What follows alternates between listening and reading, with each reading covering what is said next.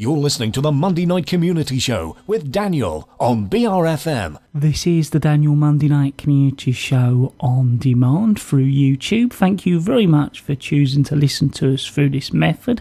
If you'd like to keep up to date with when I add new interviews, then subscribe to this channel. Our first guest in the studio is Danny Lawrence, and we're going to be talking to him. He's the Deputy Chairman of the Community Media Association. We're going to be talking all about community radio. Danny, firstly, welcome along to the show. Well, thank you very much for inviting me, and it's great to be back here at 95.6 BRFM. Oh, but it feels strange. It does, actually.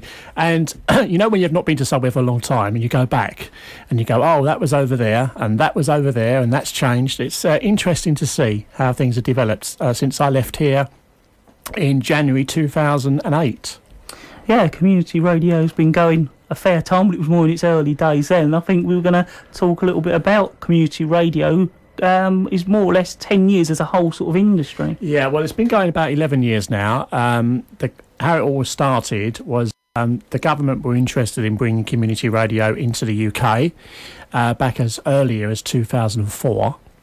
And they licensed some trial stations, and they were called access radio stations, and there was so many around the country, and they were licensed as a trial for community radios into this country, and that trial went on for about a year, and then from that trial, the very first applications for community radio were happening, and then in the very first round, there was about 108, 109 stations licensed in the first round around the country. BRFM was the very last station to get licensed. I think it was 108 at the time. I may be wrong, but it was 108 at the time. And it was the last one in the first round. Since then, they've had a second round and a third round. They're halfway through now. Obviously, it's getting harder and harder to find spectrum on the FM wave band for stations. Particularly, it's always been hard in London. And even in round one, very difficult to find frequencies. There may be some really, really good stations that have got some great ideas, but unfortunately they've not been licensed because there was no frequencies for them. So they licensed those at round one. Round two came in, and they licensed a load more. And I know when we started here at BRFM in 2006, there was a handful of stations. I think the nearest one to here was CSR in Canterbury, and then a few more have developed over a period of time. And then the third round at the moment they're doing. At the moment they're halfway through. Whether there be a fourth round, we don't know. There is the development in radio in general of DAB, and you're right. I'm deputy chair of the CMA, and what we do is we tend to look after our members, but also tend to have an input into changes that we want and campaign for. For example, we were very much aware at some stage the government are not going to switch off FM, but are going to move over some of the bigger stations, the commercial stations, eventually over to DAB. And DAB has always been a expensive route for stations to be on, and hence why there's only a few little community stations on DAB. An engineer at Ofcom come up with an inventive way of creating low-power DAB. And the trial that he did a couple of years ago was down in Brighton with very, very simple piece of kit. And that piece of kit worked at a very, very cheap cost, and it meant that he could broadcast to the whole of Brighton. And so we're now in a position where the government have given the DCMS, Department of Culture, Media, Sport, some money to explore low-power DAB. And recently there was applications were opened up by Ofcom for a trial period of about 9 months, so that certain stations, rather than have one station on DAB, there'd be two communities or two local services on DAB to trial it. And it will be, so some stations probably later this year will be on, and they will be trialling DAB low power to see. And we campaigned, we were like, community radio should be up there with BBC, commercial radio. And if everybody's being driven forward to, DAB and the future, we felt at the time that, that community radio shouldn't be left behind. No, it's good that it's a growing industry, and I think it's good to talk about it because, sometimes, we're sort of in that industry, and when you look at it from the outside, you tune in, you find your local station, you're not always aware of what goes on and what's a community and what's a little commercial or a big one. It's an interesting thing to sort of cover. Yeah, and the plans at the moment are to licence some low-power DABs, to trial it, just like they did with the community radio stations back in 2004, to see how that develops with those trial services. Some of the services that have applied may be community stations that are already on FM. There may be stations that are not on FM that can't get a licence, so they've applied for a trial as well to see if they, to help them. It'll only be for like 9 months just to trial the situation, see how it goes. And there'll be no switch off of FM, they say. The government have said that, by freeing up the FM band and moving bigger stations or bigger groups over to DAB, that it would leave quite a lot of spectrum clear for stations, perhaps more small power commercial stations and, community services as well. So that's one aspect of radio and the way we're moving forward. The other aspect that the CMA, the Community Media Association, have been working on is the recent changes for the legislation, which has recently been changed. And I went to a meeting to do with changes for community radio. I would say it was probably 2.5 years ago that I went to that meeting. So things do take their time. And for many stations around the country, the stations that are broadcasting in an area where there's already an existing commercial station, they've never been allowed to take advertising because it was felt in the original community radio order and also the amended order of 2010, it was felt that they wanted to have some kind of protection there for the commercial industry, but it's never really affected the commercial radio industry, and therefore we campaigned heavily for changes to the community radio order, so a new station or existing station that's on air that can't actually take any advertising will be able to take up to £15,000 per annum in advertising. Stations that are not in areas of commercial interest at the moment are only allowed to take 50% revenue from advertising. And the changes are going to come into effect now is that they can take £15,000, then 50% revenue is going to start there. So there's some changes there to the community radio order. And one of the main reasons for changing the community radio order, there was nothing in place for stations that are reaching 10 years old. So my friends up at the Eye in Melton Mowbray, who were the very first station to get on air in this country, are reaching 10 years old this year. And they were really worried because Ofcom can't issue a licence for an extension until the law's been changed. So they were in a position where we're coming up to being 10 years old and we don't know where we're going to move forward. So legislation's been changed so that community radio stations can apply for one further extension. So in theory, a station could go on air, have 5 years, apply for an extension, have another 5 years, and then apply for one further extension. So they have 15 years. Where it's going to go from there, I do not know, because I've got a feeling, and it's only a feeling, that perhaps they may decide then to open it up for competition after 15 years and let other groups apply.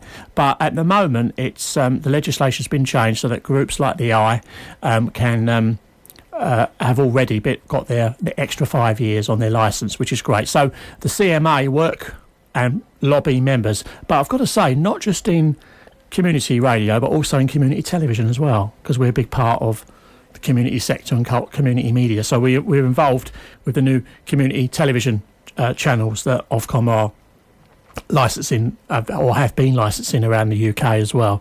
And community stations join us. They become a member. They get certain benefits for being a member. We have annual conferences and workshops, and normally at those workshops there's all kinds of like workshops about different things that will affect community radio stations, because whether you are a community radio station serving the gay and lesbian people, or you're a community radio station in general serving a particular area like this one, you all come up against the same problems, and whether it's funding, whether it's dealing with volunteers. Every station may be unique in what it does, but it all faces the same sort of challenges across the country, and it's nice to be able to get together now and again and discuss those with other stations and also try and help. So we put on workshops to try and facilitate that, and so it's quite an interesting subject. So I've been involved with the Community Media Association for this is my second term, so coming up to 3 years, and it's been quite interesting, and we meet all over the country. So it's really good to see how others work, and also to try and help stations that may have funding issues or may want to know how to do things, and that's what it's all about. It's about being an advisor and being a helper there, as well as myself, being a director of a community station myself. I think we're next going to talk a little bit, and you started to mention that about how you moved on to Gateway from BRFM. Well, as I say, I started out off in radio when I was a kid, about age 11, at hospital radio, so hospital radio sort of got a special part of my heart, really, and I know that you were hospital radio as well. Yeah. So, it's great experience. And there wasn't the platforms years ago to be able to progress in radio unless you went onto hospital radio. So it's good to see that local hospital radio is still about, which is fantastic. I came to BRFM. Before I came to BRFM, I was involved with a temporary broadcast, Link FM, which I had a photograph taken earlier on with one of the signs. And then I launched a service, a restricted licence service for 28 days back in 2005, which was the very, very first BRFM Bridge Radio, which broadcast for 28 days in May. And then we did another one at Christmas, and then we did another one later in the summer before we put in for the licence application for BRFM, which we won in 2006, and then we got on air, was it October, wasn't it? Yes, yeah, right at the end of October. Yeah, it was October 2006 we got on air, and we launched the service, and I was a big part of that with the launch team, and I left BRFM in January 2008. So that was a big step for me. Sadly, my wife got cancer, and I was travelling backwards and forwards every week from Essex into Kent, and staying in Kent all week and then travelling back. And there came a time when she got really ill. So in January 2008, I had to make a decision of what I was going to do. So I left BRFM and I went back to live in Essex. Whilst I was in Essex, I started to do some work for a really, really great radio station called, at the time, it was called Garrison Radio, which was the Army network. And they're now been bought out by BFBS, British Forces. And I was going to Colchester to do some freelance work for there, which kept me, going for a while. And some friends of mine were setting up a station in Basildon, and they were going to be doing their first 28-day trial, as well as putting for a licence. And I joined them, being in my hometown, and they won the licence in 2010. And then we launched the service later in the year, in September 2010. And we're on air still, and we're going into our second 5-year period after September this year. So I've been there for quite some time, and it's great. I've got a great management team there, and it's a training and development is a different style of radio. And wherever I go around the country, in my CMA role, the station's doing it all differently. I visited a station that was in someone's car garage. I visited a station that was had the transmitter sitting on the toilet seat.